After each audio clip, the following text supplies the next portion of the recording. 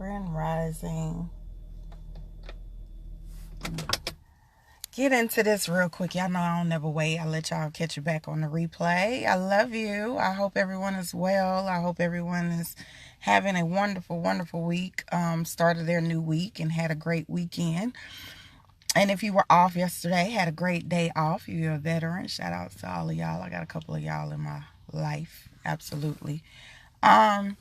So I have been kind of disconnected. I actually turned off my messenger. This is the life of a seamstress. I have thread, and I promise I have thread and chalk on me all the time. I've been trying to kind of reel in, do a little bit of work that I needed to do, take some time with my babies, do some healing on myself because I had been feeling a little bit under the weather, dealing with some throat chakra issues and etc., etc. But the energy that came up over the weekend, Grand Rising, the one thing that I thought about is we doing the work, doing the root work, and why this root work is so important. Why we have to really get into this energy and understand what it reflects. And it's so crazy because this morning one of my sisters had posted a video in a group that I'm in, and when I was looking at the video, she was building and she was going through all your chakras and what's the reflection or what happens when certain chakras are blocked.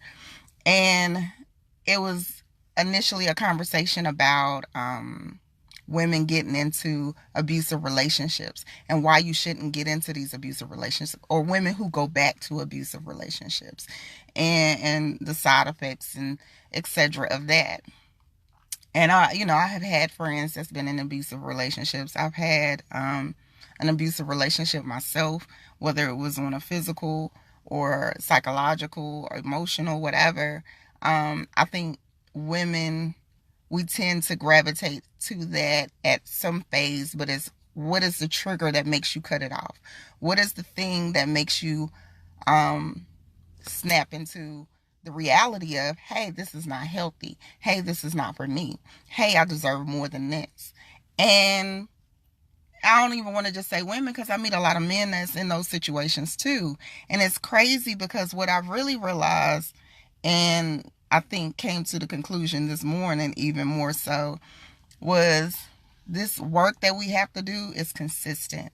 You have to do it on a day-to-day basis. When you think you are healed from something, there's still something that might be there that's residual or unresolved. And it's really important for us to get into that work. And then also speak on our stories.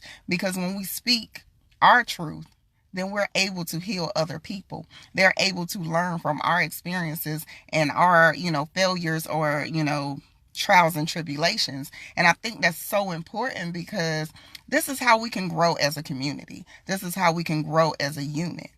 Those are things that people need to hear, not just teaching other people, but even teaching our children, because a lot of times they end up being victims of our craziness, chaos, things that we're going through. They end up experiencing something that is a reflection of something that we went through, something that we're experiencing, something that, we created.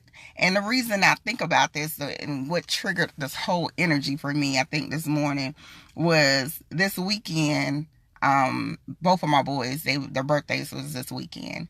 And my 5, now 6-year-old, I got to keep saying 6, he, we're out riding the bike, we're playing with his new toys.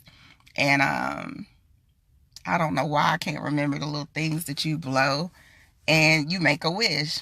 And his wish was that he would see his father. And it tore me up. When I tell y'all, I was like almost in tears, ready to go fight this boy. Because I thought about it, triggered something that was unresolved. It triggered the emotion of I didn't do the root work before I got into that situation. I didn't do the foundational things, and we experience everything for a reason. And I'm always thankful and grateful for my journey and the messages it's taught me. But I do understand that because I didn't do the work in order to make sure that I was whole, in order to make sure that I was healed, I created a dynamic where now my son has to deal with a father that's not in his life, or he has to deal with the heartache because his father was not in a healed place. His father is not in a whole place. And because he's not in a whole place, he's choosing to not be in his life. And I'm not the only person that, deal with that situation. There's a lot of women that I encounter that's going through that. It's a lot of women that I deal with that's in a homeless shelter that go through that. Times 10. We're fortunate enough, and my son is fortunate enough to have a very loving family. I'm fortunate enough to come from a family who is all about that it takes a village. So he has uncles and my father and the rest of my family that chip in, his sisters, everybody. He has an abundance of love around him. But I always tell people that does not replace the absent parent, because they're always going to be longing for that energy. They're always going to be looking for resolution. So I say this to say, make sure you're doing the root work. Make sure you're taking the time to focus on all the things that you need to make sure that you are always operating out of self-love. You are always operating from a whole and genuine place. That way, when you are meeting people, they are people who reflect who you truly are at that moment. They are people that are going to reciprocate what you are able to give.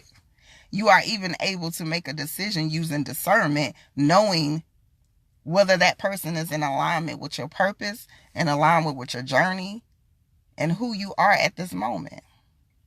Sometimes we make choices and decisions and they don't match who we are. And the only reason that we're making those choices is because we are not in alignment.